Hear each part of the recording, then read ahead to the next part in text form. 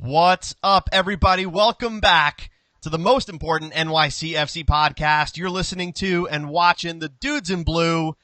It's episode number 90. Thank you so much for joining us.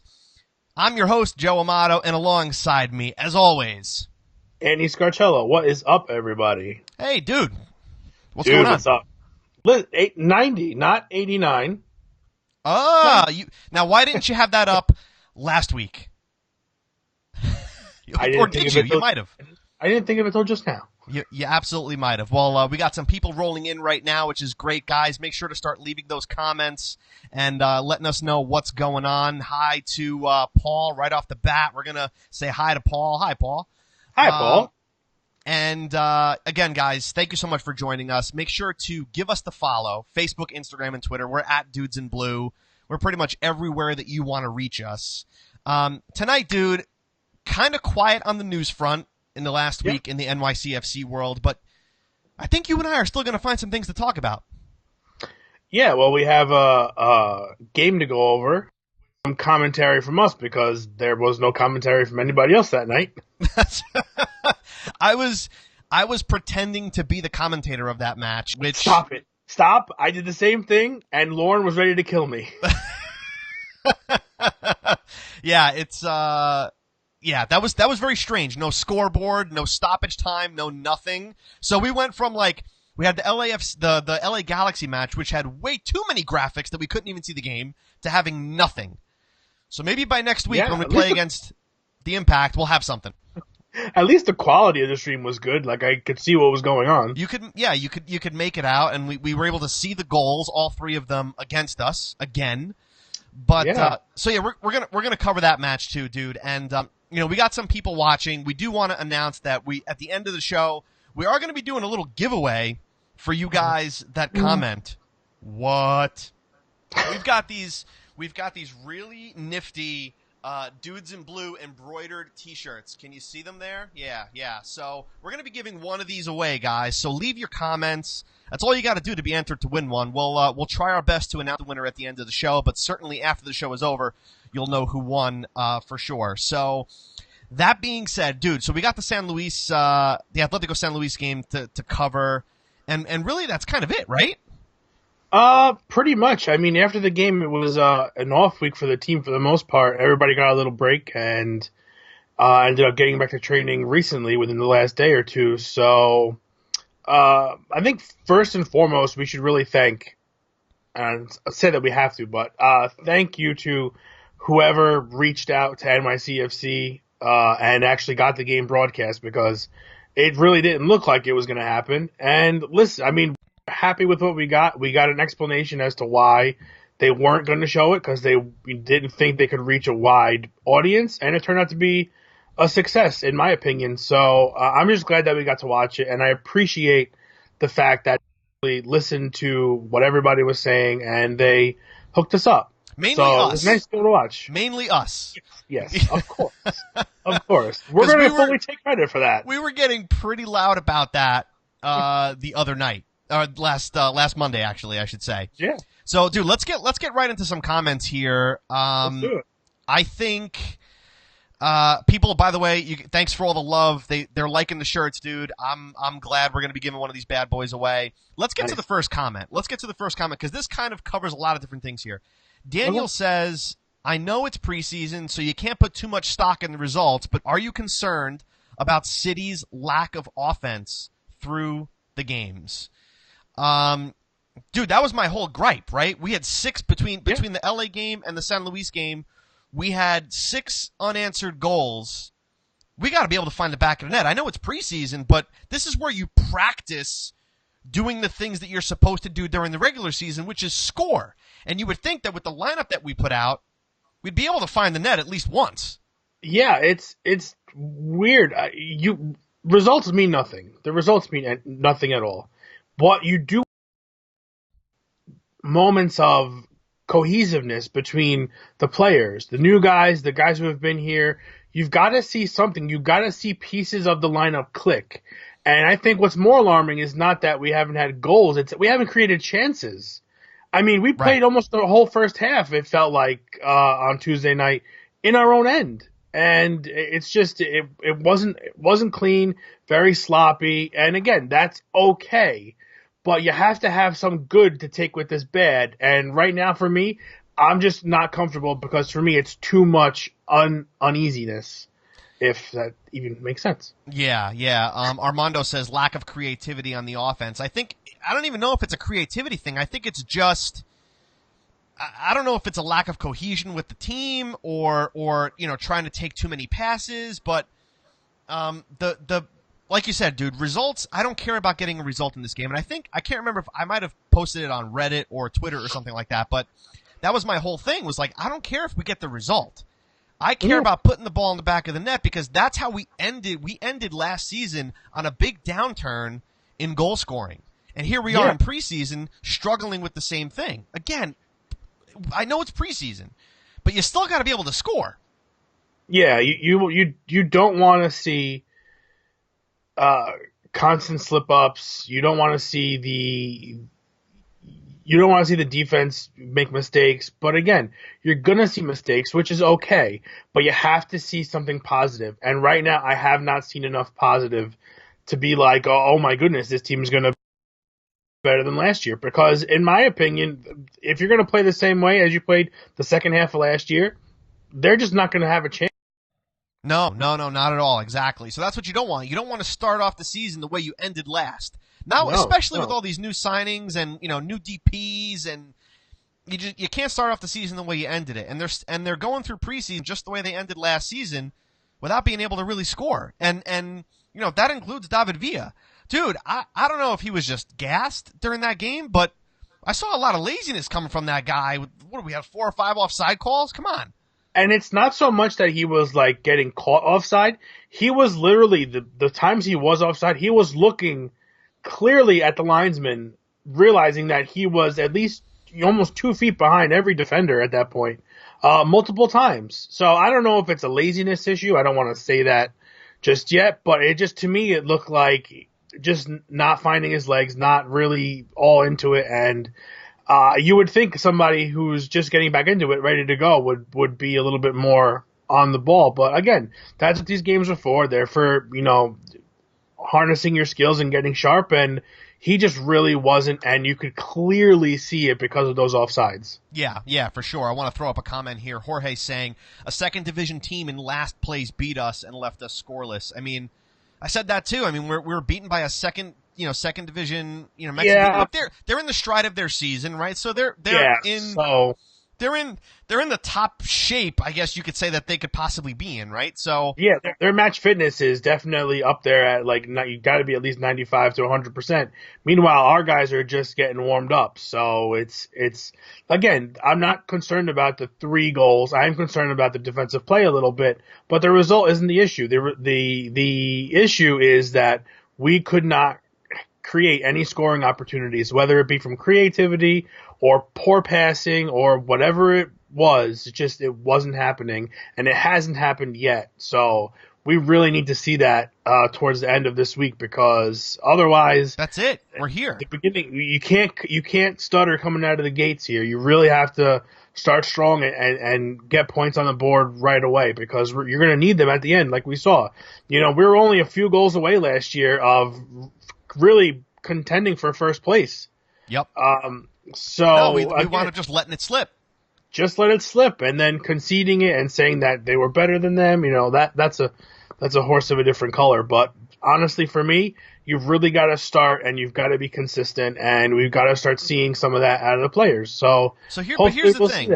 Here's the thing. The lineup that we saw against San Luis, I believe Vieira said before the game that this was a lineup that's very close to what we're probably going to see in the beginning of the season. So, that being said, dude, would you be okay with the lineup that you saw at the beginning of that match? Well, they'll give up 1 goal. Okay. Because they really only played a half. Yeah, but again, yeah. I didn't see too much. But offensively. Yeah, no. I mean, you've got to see better play out of them. Rodney Wallace for me was too predictable. Every time he would make a run down the right side, would cut back to the left, walk towards the box, and then completely forget about Anton Tinnerholm coming right behind him, who had a pretty decent game. He looks really solid back there. It looks like he can get as part of the offense. He really looks like a mirror of Matarrita at most points in the game. Mm-hmm. He's got that offensive prowess. He can get down the field.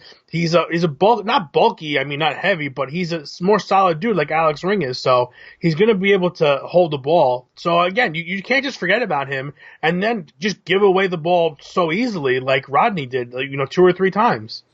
Right. No, exactly. I think you hit it on the head. Predictable seems to be the a good way to describe him. I mean, it's just he was pretty much shut down at any given shot. I will say this: speaking of throwing in a couple of good balls, Ben Sweat putting a pretty good cross in, I think, onto Tommy Mack, who couldn't connect with it. But Shweddy putting in those Shweddy balls, man. Yeah, listen, he looks like he's in mid-season form already. I mean, he was a great player for us last year. Definitely makes the left side of the field much more dynamic in the fact that you can actually play him and Mata at the same time now because you can push Mata up and let him play offense. And then those two guys pretty much become interchangeable on the left side, and your left side's locked down. So here's a question for you. Here's a question for you.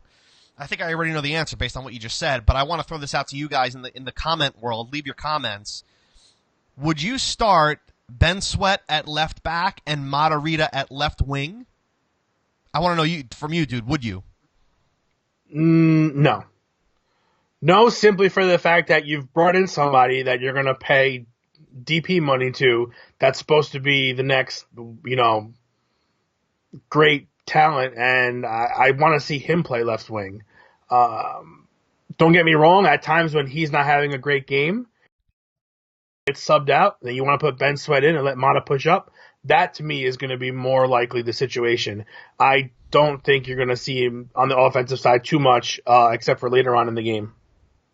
Interesting. So, wait, am I wrong, though? Is Medina not going to play on the right?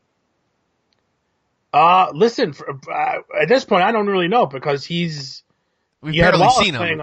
You had Wallace playing on the right.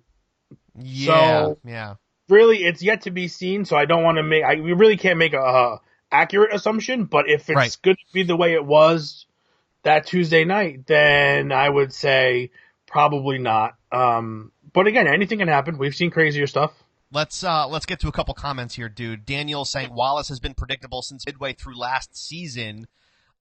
The whole team was. Yeah. And you saw it. Every pass looked like it was getting picked off at the last minute. You just knew what was coming because you're really one-dimensional playing through one person. Right. They totally abandoned what worked. And we saw that. We even saw that in this game a little bit, just trying to play through Maxey, and it just wasn't creating chances, right? And he was having a really good game. His passes were connecting and everything. But again, where does that lead you? Dude, you either got him playing well and nobody else playing well, or everybody else playing well and he's lackluster.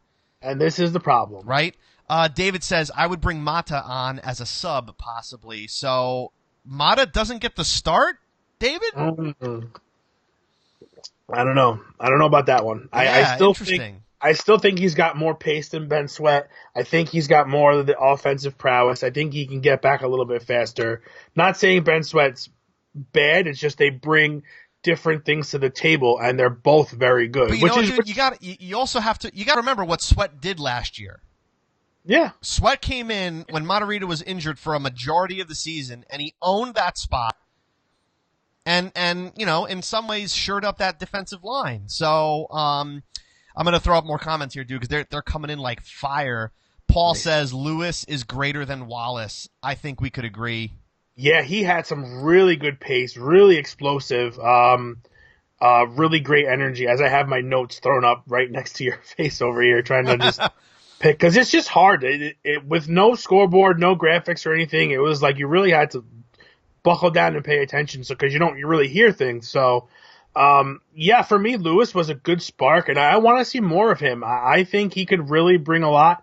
I think he just needs to work on, his getting the balls in the box is good. It's going to come down to whether you can finish or not. And he had that great one against Galaxy last year. from outside the box. So again, I think he can do it. It's just a matter of which pieces fit where. And honestly, I'm hoping that you have guys really fighting for these spots and really making it hard for Patrick Vieira because just it's going to be that's a good problem to have. That's the only problem I really want to have is too many guys playing too well, and you got to find spots for everybody, and just you got a well-oiled machine going. Yeah, but unfortunately, I don't think we had that problem last year. Yeah, we really didn't. Definitely the Ben Sweat and Matarrita conversation is sparking some interest here. We got David saying that he believes that Ben Sweat is better defensively over Mata, so it depends on the team that we're playing to see who starts. Yeah, I mean, last year you really didn't see too much of Ronald Matarrita, so you just couldn't. Who's to say that if he's healthy, he's not better or equal to on defense? I just think he's got a little more pace and can burn you. And I really think we don't use our pace to our advantage like we should. We wait too much when we have the ball in our own end and we're trying to move forward from the back line to the midfield. It seems like we have to stop and wait for everybody to get in position downfield before we start doing anything. And I think that is what's killing us at this point in time. Well, there's no bite. It's just you're waiting. It's almost like a quarterback waiting for his receivers to get down the field before picking one to throw to. Yeah. And you can't do that. You have to kind of send these guys and know where they're going to be, and you have to start getting balls deep from the midfield because it's very difficult to play tic-tac-toe in this league when you've got people right in front of you at every 3 seconds, it seems like. Dude, let's talk a little bit about Tinnerholm again because I got some comments here for that. Jorge says, one good takeaway is how good Tinnerholm played. He took control like Mata on wings, but then Ari Herrera, not related to Yangel Herrera, which we found out a couple of episodes, by the way, says that he seemed a bit slow.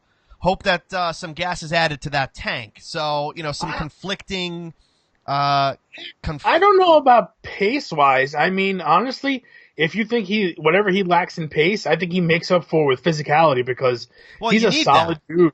Yeah, and I don't think he's slow so much because he was getting down with Wallace. I mean, he was passing Wallace in his overlapping runs. So I really don't think that in that instance it's too slow, but I know he's going to hold the ball and he's going to draw people to him, which is going to mean, if you do your math right, somebody's got to be open. Yeah, exactly.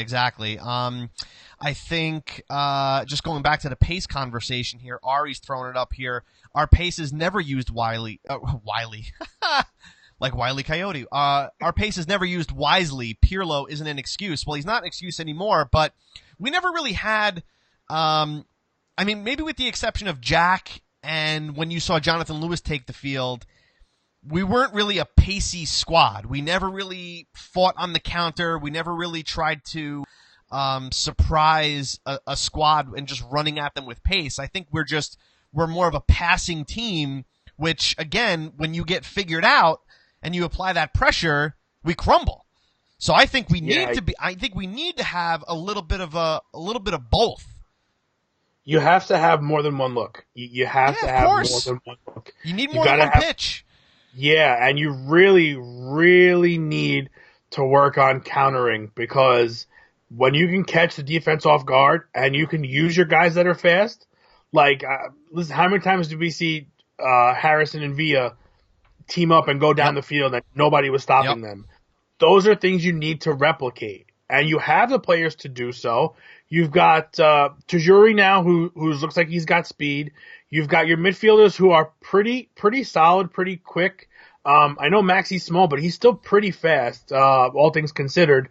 And now you've got Medina.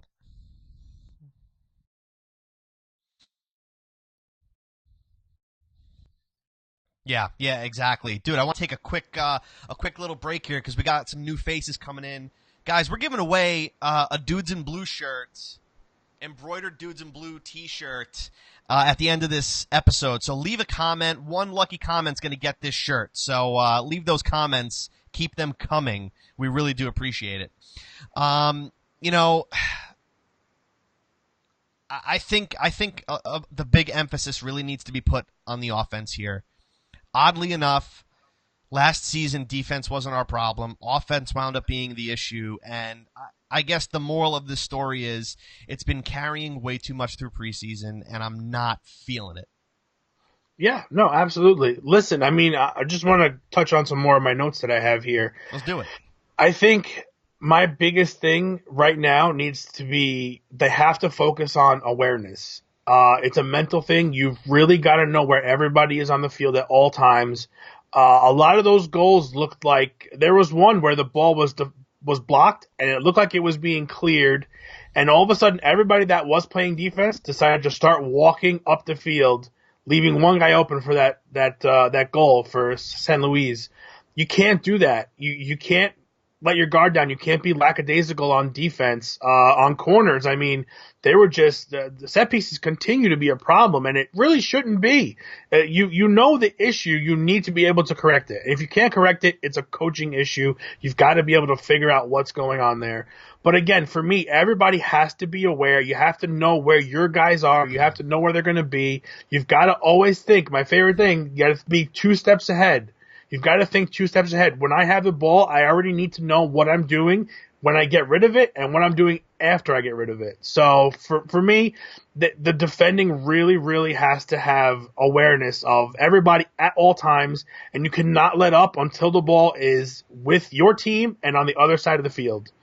That's really got to happen. Everybody was falling asleep in the Galaxy game and in this game. The back line just let everybody through like Swiss cheese.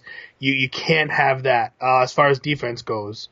Offense, again, sometimes it just looks forced. It just looks like it's not comfortable. And that to me has to be addressed as well. You've really got to get comfortable with where you are, how you play, and chalk it up to guys not playing with each other. New faces with old faces and things like that, getting your legs. But if we don't see this corrected in the next week or so, it's going to be a problem. We're going to get. Dude, I want to touch on some of the academy guys, specifically one in particular, but a big shout out here. Mark Fratto joins us in the comments. Mark, the voice of NYCFC at Yankee Stadium. What's up, dude? Thanks for joining our stream. We really do appreciate it. Everybody say hi to Mark. That's the guy at Yankee Stadium that says, "Goal, New York City." What's going on, Mark? Good to see you, my friend. Great job. So a couple of comments about the academy and trialists. I think this discussion cannot go on without us talking about Justin Haak. Cavani!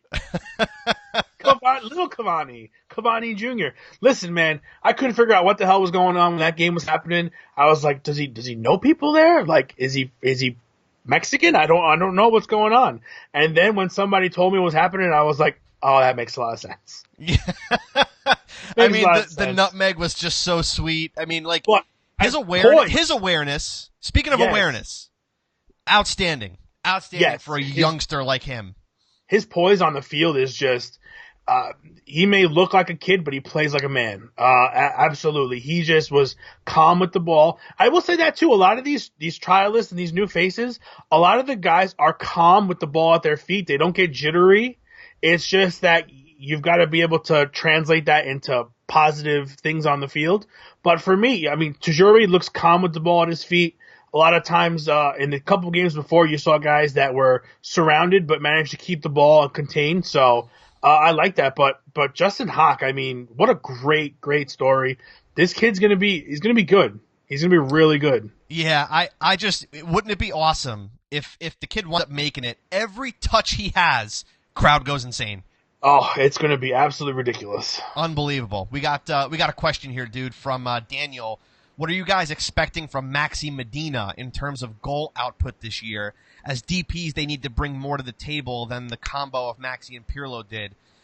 Listen, I thought we should have saw more last year out of Maxi than we did. I don't necessarily know that Maxi Medina together on the field is gonna equate to more, but you know it should. With the amount of money and spots that they're taking up, at least with regards to goals or assists. Yeah, here's the problem. And you saw this one play that bothered me, and I texted you right away. City had a 3-on-1. Tommy Mack looked like it was cutting in from the left. Yes. Herrera had the ball in the middle, and Villa's on the right with a guy on him. And Herrera opts to give it to Villa, not to the wide open McNamara on the left. That to me is the biggest problem that this team had last year. When they're down and they're struggling, they find one guy and one guy only, and you can't do that. You cannot do that because teams know. And so honestly, if Maxey doesn't score a few more goals, that's fine. But he's got to be able to put the assist in, and they have to find somebody other than David Villa to put the ball in the back of the net. And Medina's going to have to do his share. You're going to have whoever's playing the right or the left or wherever they're playing. The guys all have to contribute, and the midfield has to get a little bit more forward and do their job at taking some shots outside the box up top because we had a lot of chances last year from those, and just everybody is just trying to pass the ball to the next guy. And the lack of decisiveness was another issue for us last year where you really have to give the guy with the best opportunity, not the guy with the best skills, but the guy who has the best opportunity to score and get a good shot on goal. You got to get it to him. Yeah. Riggs is asking, any bets on another header from Maxey? Not for me. Not for me. No, absolutely not. I just want to do a couple quick shout outs here. What's going on, Rod, Coco? How are you guys doing? Thanks so much for joining the stream. We do appreciate it. Yeah, dude, we've got 3 DPs that in theory should all be on the field at the same exact time through a majority of the season. Yeah. If this connection does not equate to goals, we really need to question our sporting director and our head coach and our technical staff. Yeah, I mean, listen, I'm all for paying people. You have to get paid. It's your job. You're getting paid to do it, but you've really got to earn your paycheck, and it's simple as that. I mean, you've really got to produce. You have to put up the numbers. Maxey again leaves a little bit to be desired. Now, if he plays every game like I'm okay with that because he's going to create a crazy amount. His passes were all on point. He did a great job. He draws so many fouls, which is wonderful. But if you're going to draw that many fouls, I would love you to draw them closer to the box where someone could take a free kick. Or in. In is fine. In is fine too. But I think once he gets in the box, I think it becomes a little dicey because you're surrounded by guys that are twice your size at least. So it becomes tough. And you essentially, you're really not a target at that point. Very seldom would you be a target because you just can't get the space you need. So, again, you hope with these 3 guys on the field at the same time that they become the 3 main cogs that run the offense and get us the points.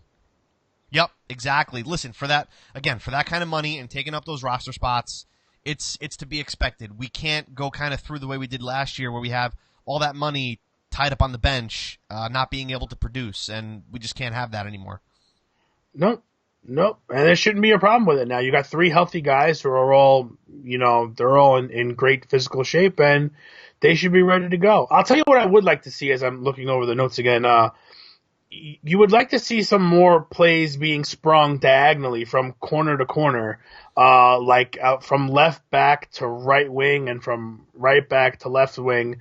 You'd like to see players, try to go over the top every once in a while. But Vieira doesn't want to play that way. Listen, I get you. I'm with you. I'm 100% with you. That's one of the things that Pirlo brought to the table, correct? Yeah, and again, we can spend hours on the misuse and the disaster that was, but yes, the switch of the play does not happen in this unless it's through 16 different passes. Yeah, and I think you do yourself a great disservice by not being able to switch the play more frequently, because our one of our great things is shifting from left to right. We throw defenders off, all the time. But you got to get to that, and it's just station to station just doesn't always work, and it's predictable, and we know where the ball's going, and we waste, frankly, I think we waste way too much time in our own end. I know we want to have possession, but I think you need to keep your possession in the middle of the field, and I think we have it far too much, too close to our own net. Yeah, that's funny, dude, because a couple of the comments coming through right now, Paul is saying we don't switch the field enough and take risks. I don't know if it's a risk thing. I think it's just we only have one play style that we can't adjust. And Riggs says, for God's sake, stop passing the ball back and resetting the play. It's infuriating to see that happen over and over again, and how much time gets wasted in our own end. I understand you're inviting that pressure and you're inviting those players to come back, but if you're not going to be able to put the ball forward fast enough, it doesn't do you any good. No, you invite too much, and then one slip up ends up being in the back of your net, and it happens all the time. Really, the pass from the keeper to the back, and then it should be in the middle of the field. It should be in the middle of the field, and you have to have guys in the middle of the field constantly moving left to right, and you have too many people standing still. And that has been our problem in the majority of our games. You get down the field, great, but the minute you get down there, you stop moving because you're in your position and you're being marked. And there's no way to get you the ball. You have to be able to use the air as a means of. Don't do that frequently enough, and I think that to us it's a disservice. You have these guys that are now, you have big guys in the lineup. You can get the ball up in the air. You have to use it. You have to use it, and you got to be able to through balls and lob through balls. You have to use them to your advantage. You got to play FIFA. I think pretty much. Pretty much. You got to be able to get guys to use their skill stick. You know what I mean? That's right.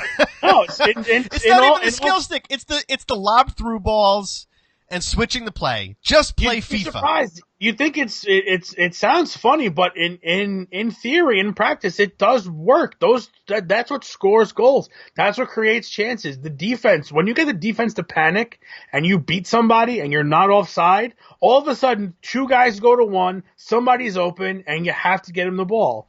But you can't do that if you take 4.5 hours to get the ball out of the midfield. No. And you can't do it. And then it's halftime. You do it on the ground. You can't keep doing it ground to ground.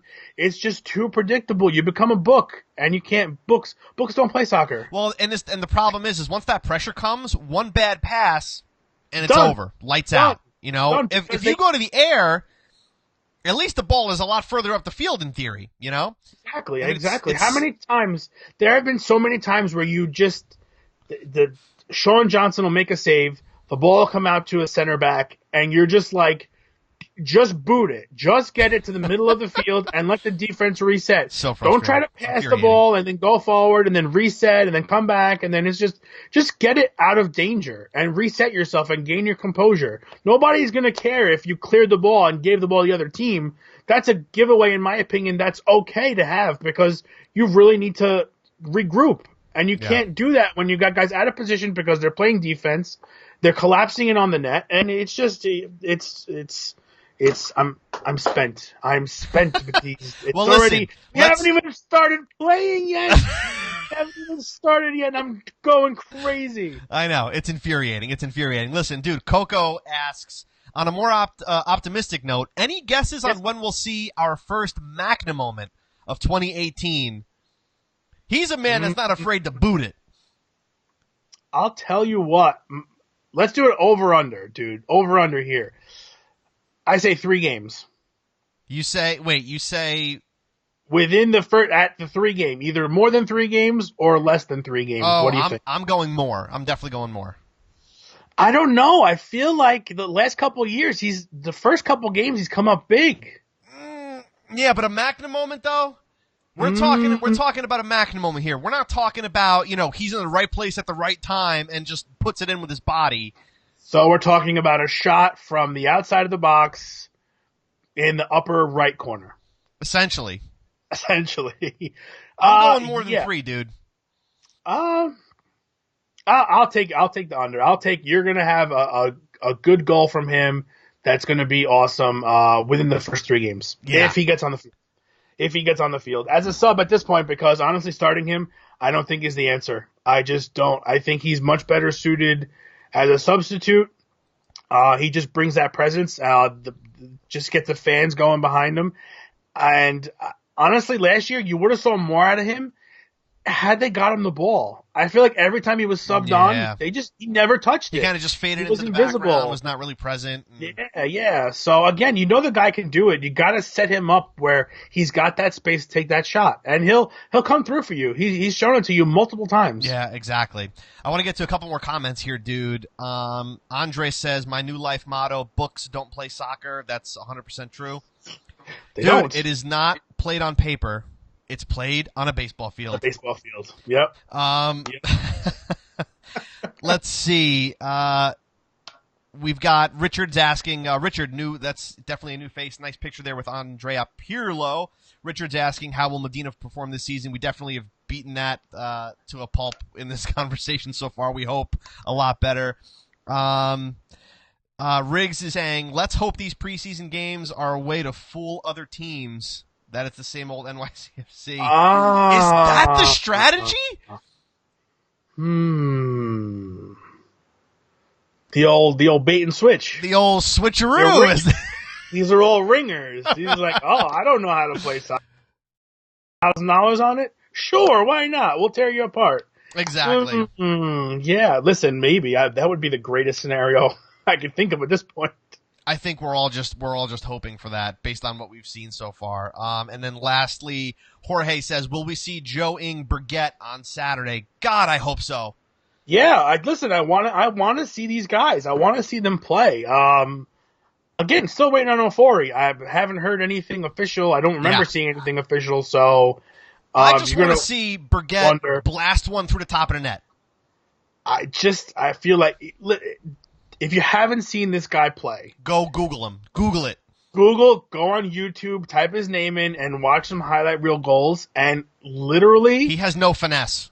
Come back and tell me that guy doesn't have the ability to put a ball through the net and possibly 3 seats at the stadium.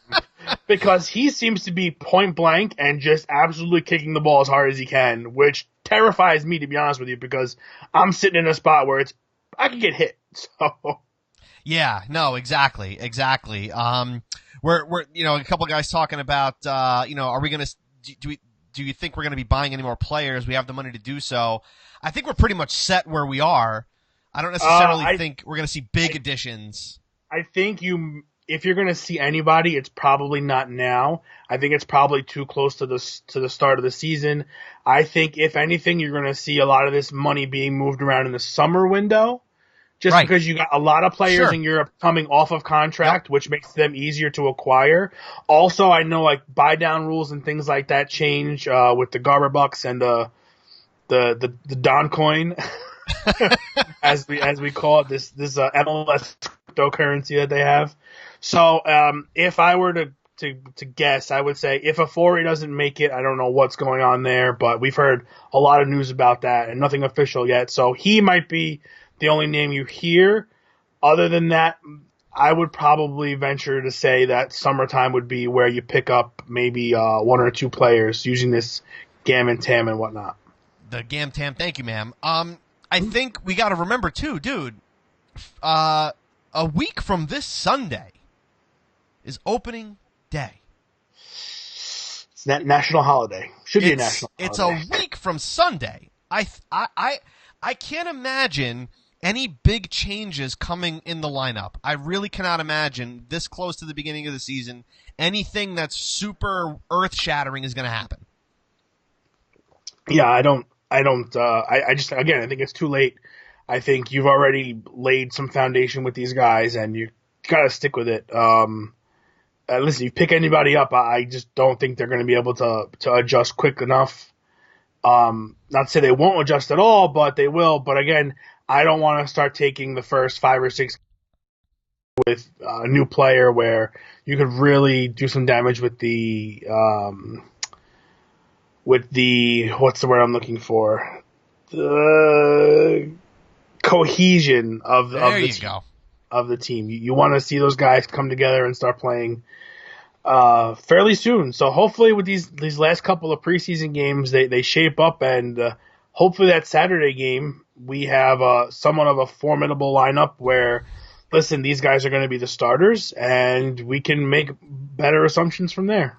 Yeah, I think our conversation a week from today is going to be really predictive conversation about what's happening. We'll have had a good idea based on Saturday's match. I would think so. And again, as the weeks go on, it's going to be easier to see who can play, who's having issues, and who needs to be switched around. And not like anyone to listen to our suggestions, but they did stream the game after we asked them to. They did. Could have been. So maybe. Listen, who knows at this point? But just almost there, man. Dude, we're almost there. Can't wait. I'm so excited. Where the hell's my season ticket box? With haven't even gotten the shipment notification yet. Ready? Yeah, usually it should be somewhere around this week, or it's a little late. I gotta go back and see when I posted the unboxing video because it was the day I got it. Yeah, I think it's roughly like 3 weeks before the home opener. Okay, so right about now. Should be right about now. So any day now. David is saying Ring is going to score in the season opener. Your lips to God's ears, my friend. I hope so. And if not, we'll try to elevate that net a little bit more. We'll make it 24 by 24, and then maybe he'll put it on. Maybe he'll hit the crossbar at that point. Maybe. Guys, we really do appreciate you guys listening, watching, all of you that are commenting and getting in on this conversation. It's really awesome. And if you like the format and you like the way this is going, please leave us the review on iTunes and on Facebook. Let us know what you think. Leave us the review. It's good to hear the feedback, good, bad, and ugly, so we know what's working and what's not. Riggs is saying, can't wait for the same old scarf and knapsack. I could use another drawstring bag, dude. I'm not going to lie. Yeah. Eventually, are they going to change? Are we going to get anything different? I feel like the scarf should be a staple. I like it. It's very soccer culture. That makes sense. Everybody's holding them up as they walk out. That's beautiful. That's good. But like you got to give a little bit more, especially if you're going to keep. If you're not going to win, if you're going to have issues and you're having fans leave and your season ticket numbers are dropping, you've got to do something to get. And the same old thing every year. I mean, you see what some of the other teams get. It's really cool. I saw one team give away a rechargeable power bank for your cell phone or for your laptop when you go to the games. I've seen teams give out jackets. I've seen teams give out jerseys. It all comes down to dollars and cents, but again, it's story for another day, dude. Yeah, no, for sure. Let's get just a couple more quick comments here before we wrap this bad boy up. Yeah. Absolutely. Jorge is saying, is there any chance you guys do a home opener show at the supporters bar? Dude, that would be so awesome.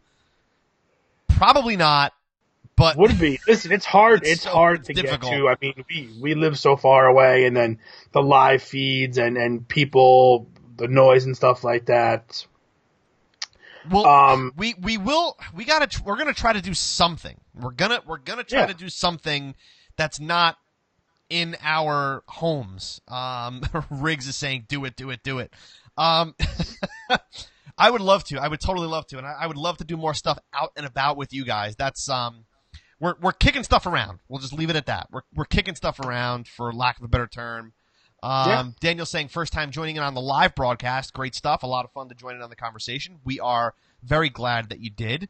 Absolutely. Just about the last comment here. Paul is asking, what are the odds of seeing a stadium announcement this season?